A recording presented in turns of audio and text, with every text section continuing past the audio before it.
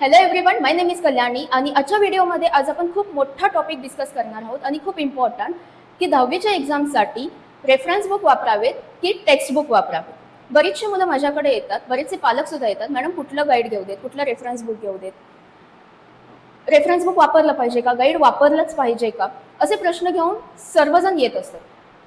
एक honest teacher म्हणून मी आज तुम्हाला सांगणार सी, तुमचं जे टेक्स्ट बुक आहे हे तुमचं मेन बुक आहे. तुमचे जे ॲन्सर्स आहेत, तुमची जी अंडरस्टँडिंग आहे, बेसिक कॉन्सेप्ट्स आहेत, जे तुमचं फाउंडेशन तयार होणार आहे ते तुमचं टेक्स्टबुकमधून तयार होणार आहे. बोर्डाचे जे पेपर्स निघतात किंवा त्याचे जे ॲन्सर शीट निघते ती स्टँडर्ड तुमच्या टेक्स्टबुकनुसार निघते. त्यामुळे ज्या डेफिनेशन्स आहेत, डायग्राम्स आहेत, ते आपल्याला टेक्स्टबुकमधूनच ॲज इट इज घ्यायचे आहेत. रेफरन्स बुक कधी आहे, जर तुम्हाला एखादा टॉपिक वीक वाटत असेल की नाही समजत आहे किंवा अजून प्रॅक्टिसची गरज आहे, मला अजून वेगवेगळ्या पद्धतीचे एक्झाम्पल सोडवायचे आहेत, प्रश्न सोडवायचे आहेत, त्यावेळी रेफरन्स बुक वापरलं पाहिजे.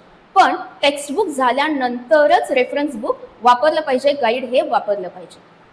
माझा एक सल्ला आहे तुमच्यासाठी, पहिल्यांदा तुम्ही टेक्स्टबुक जे तुमचं मेन फाउंडेशन आहे ते व्यवस्थित करा.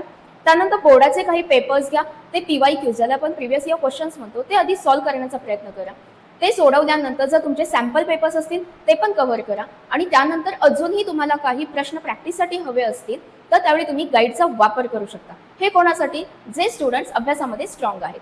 ज्या मुलांना अभ्यासामध्ये वीक वाटत आहे की नाही कळत आहे, समजत नाही, तर त्यांनी गाईड वापरायला हरकत नाही. पण ते पण कधी, ज्यावेळी तुम्ही टेक्स्टबुक पहिल्यांदा वाचा, टेक्स्टबुकमधून एखादी कॉन्सेप्ट नाही समजत आहे, प्रश्न बनवायला तुम्हाला अवघड वाटत आहे, त्यावेळी तुम्ही रेफरन्स बुक किंवा गाईड हे वापरू शकता.